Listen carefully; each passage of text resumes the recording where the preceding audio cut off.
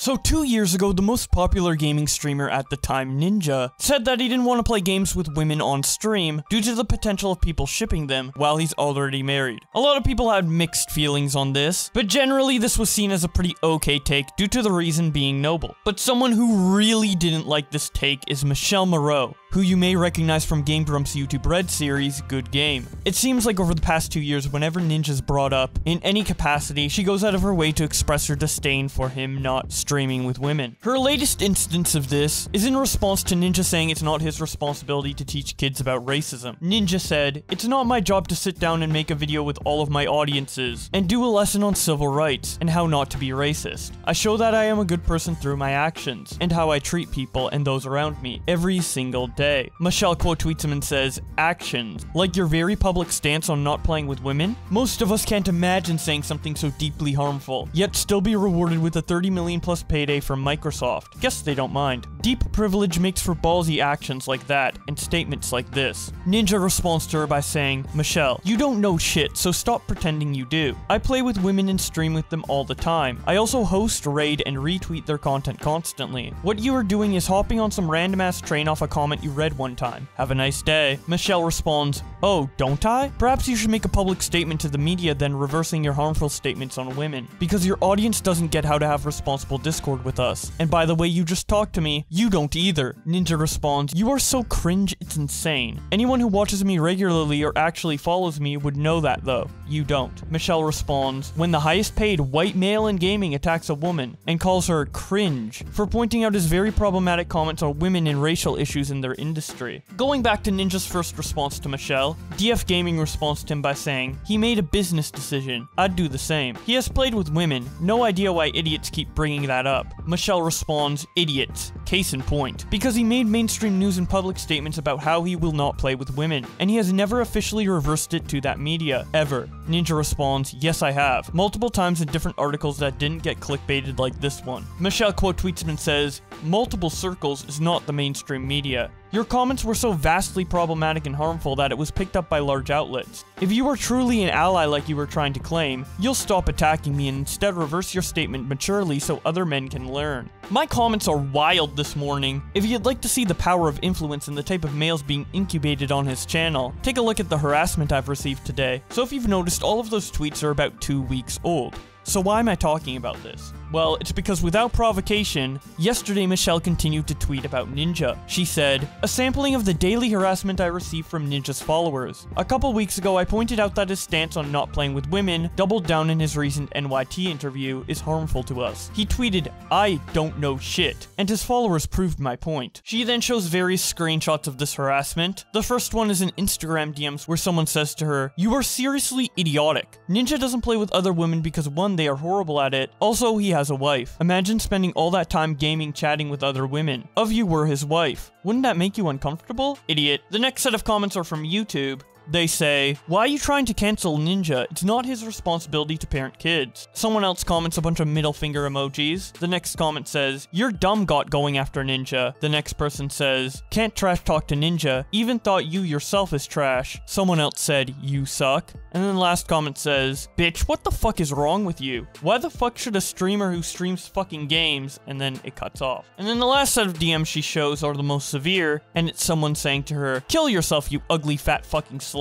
Fucking emo, go hang yourself." Michele continues her thread by saying, "Here's his recent comments about women in his New York Times interview. A woman's presence presents the issue of clickbait and temptation. Could he doing things to help this dynamic change? He said, nah, right now he's zoned in on himself." She then provides 4 screenshots. There's a lot here to read, so for the sake of time I'm not going to read it, but I will have it on screen right now for you guys to pause and read yourself if you'd like. Anyways, Michele ends off her thread by saying, "To clarify, my hope in sharing this is to see change with Ninja and Jessica. Jessica especially could be a literal icon for women in his space by identifying the issues posed by her client and flipping the current script in how he interacts with a toxic following." A little weird that she said her client rather than her husband there, but Okay. Ammunition responds to Michael by saying, I haven't been privy to the entire situation, but I will say it's not possible for content creators to know or control their entire audience. People act one way with us, and then another way to other people, or they never interact at all. How can we know if they are toxic? He can tell people to not be toxic, but he can't prevent them from being toxic. I've banned people from my chat because they were toxic. Then they go act shitty to others on my behalf, and I've already done as much as I can, or they just make another account. Michele responds, I agree with you 100%, but it is about the act of standing up to his community, or rescinding the statements he has made, re. not playing with women, both recent and past. Even if he might here and there, the comments haven't been helpful. He has an opportunity to make change. Ammunition responds, if it's not a change he wants to make because he stands by what he said despite the backlash, then... Anyway, I can't speak for him. I just am not a fan of the idea that it's everyone's responsibility to police every person who follows them on Twitter, but I guess we agree on that. Michele responds 100%, we agree on everything you've said here. And Weeton responds to Michele by saying, Jesus, this person could do the right thing and tell his supporters this behavior is unacceptable, but instead he's just letting it happen. I'm sorry you are dealing with this. Nobody deserves to be treated this way. Michele responds, yeah, he could. I just hope he makes a change soon so other women don't have to deal with it. Nathaniel DeCosta responds to Michele by saying, not that it really matters, but are these mainly teens? Or are these nerds actually adults? Michele responds, his audience is mostly 17 to 29-ish, but even for teenagers. This is laying the foundation of how they'll behave in later years. Felicia Day responds to Michele by saying, this is awful, I'm so sorry. Ninja responds by saying, Felicia, please don't be baited by this.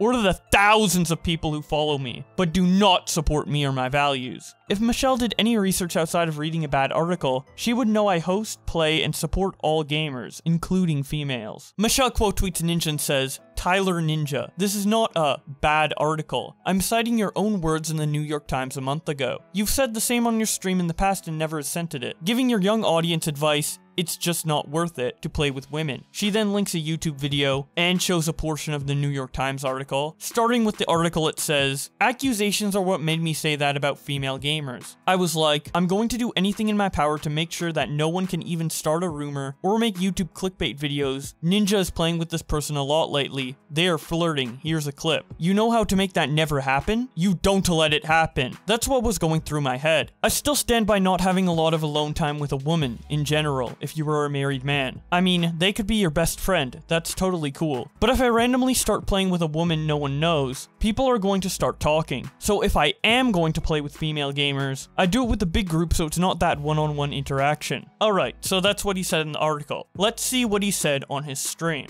I don't play with girl streamers, man.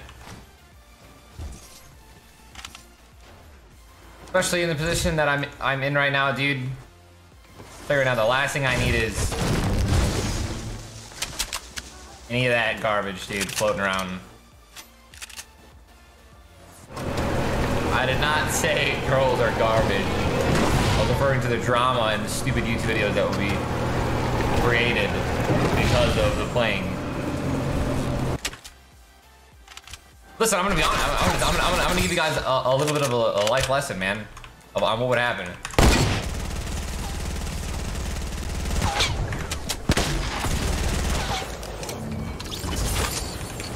This is exactly what happened. I play with another girl streamer, right? A joke would be made. A giggle would happen, right? And then this is the YouTube video. Ready?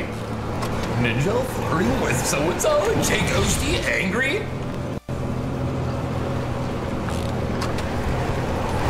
Like clockwork. A video like that would be up in less than 10 minutes. I don't even care if I would have people on YouTube or even the. It's just not worth it. It's not worth it. That's all it is. It's not worth it, dude.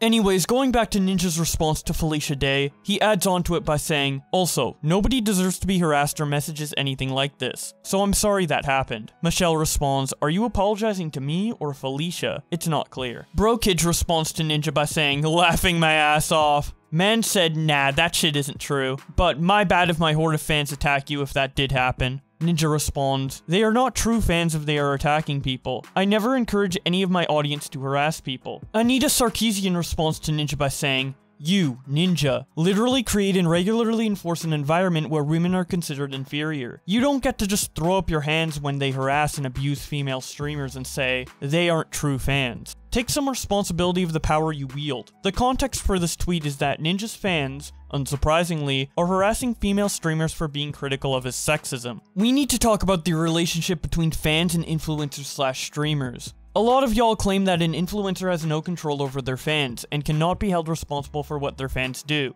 This is inaccurate. Granted, these are probably the same people who claim that the media has no influence on us, so I don't know why I'm bothering, but here goes. Influencers create the culture of a space, whether that's comment sections, social media, Discord, Twitch, etc. They consciously and unconsciously share their values, and fans participate because of those shared values or they learn to share them. So for a clearer example, in a workplace, an all-white male leadership who are not familiar with the experiences of their marginalized employees, nor are they willing to learn, tend to have much higher toxicity and animosity in the workplace. It's not a surprise that video game companies whose leaderships hold toxic values, and the games themselves perpetuate those values, also seem to have the most toxic fans and community. This is no different from streamers and influencers. Studies show that if a streamer uses oppressive language, their chat is also likely to use that same oppressive language. They have been given permission that this is a community where racist, sexist, ableist language is okay. In Ninja's case, as one of the biggest streamers of all time, his consistent insistence that he will not stream with women signals his values.